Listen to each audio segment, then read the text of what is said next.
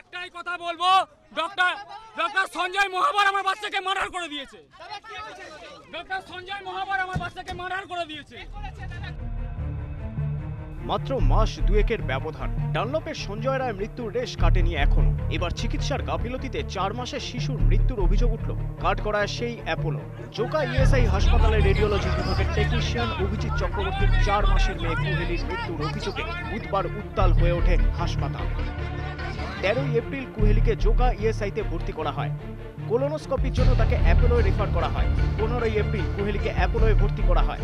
17 April colonoscopy হবে বলেও test হয়নি 18 তারিখেও।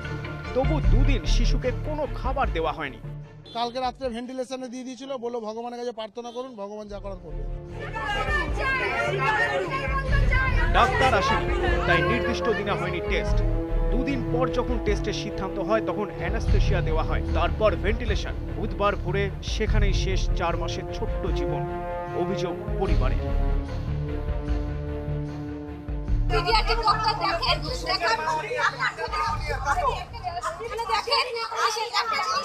দেখেন আমার মেয়ে দেখার বারবার বলি যে ডাক্তার মেরেছে, ডাক্তারকে আমরা চাইছি। ওকে আইসিইউতে নিয়ে গিয়ে শুধু ওকে রেখে আমাদের বলছে পেশেন্ট হার্টবিট চলছে।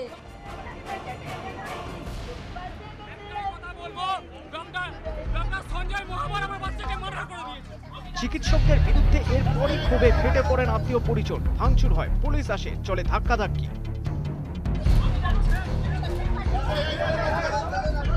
পুরোপুরি মেরে ফেলেছে। সুস্থ বাচ্চা, সুস্থ বেবি, হাসছে খেলছে, ওর শুধু জাস্ট একটা টেস্ট করার জন্য নিয়ে আসা হয়েছিল। গাফিলতির অভিযোগ অস্বীকার করছে অ্যাপোলো। ফুলবাগান থানায় হাসপাতাল কর্তৃপক্ষের বিরুদ্ধে অভিযোগ দায়ের করেছে শিশুর পরিবার।